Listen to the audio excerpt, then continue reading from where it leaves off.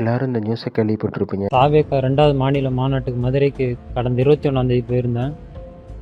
இப்போ தாவேக்கா தலைவர் அவர் ரேம்ப் வாக்க வரும்போது அவரை பார்க்கணுங்கிற ஆசையில் ரேம்ப் மேலே ஏறி கிட்ட போனேன். இப்போ பாதுகாப்பு பணியில் இருந்த பவுன்சர் என்னை ஒருத்தர் தூக்கி கீழே கடாசிட்டாங்க. கடாசும்போது எனக்கு சில அடியெல்லாம் பட்டுருச்சு. சுதாரிச்சுக்கிட்டேன், நான் கம்பி கட்டியமாக பிடிச்சிக்கிட்டேன். மாநாடு எல்லாமே நல்லா தான் இருந்துச்சு.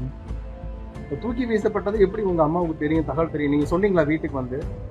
நான் வீட்டுக்கு வந்து எதுவுமே சொல்லவே கிடையாது.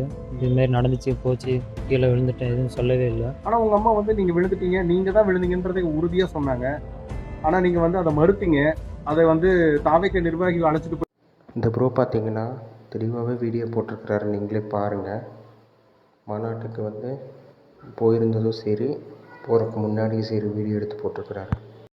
ஹாய் ஃப்ரெண்ட்ஸ், இப்போ நியூஸ் வந்திருக்கோம். இது யாரும் நம்பிடாதீங்க. உங்களுக்கு நான் ப்ரூவ் பண்ணி காட்டுறேன். நான் மாநாட்டுக்கு கிளம்பும் போது நான் அந்த ட்ரெஸ் போட்டிருந்து அந்த துண்டு போட்டிருந்து எல்லாமே பாருங்க. அதே மாதிரி மாநாட்டுக்கு நான் போயிட்டு அந்த இடத்துல நான் இருப்பேன். அந்த ட்ரெஸ் அந்த துண்டு நான் தூங்கி நிற்கும் போது கூட அந்த துண்டு அந்த எல்லாமே ட்ரெஸ் எல்லாம் தெரியும். அதை கன்ஃபார்ம் பண்ணி உங்களுக்கு எல்லாம் சொல்றேன்.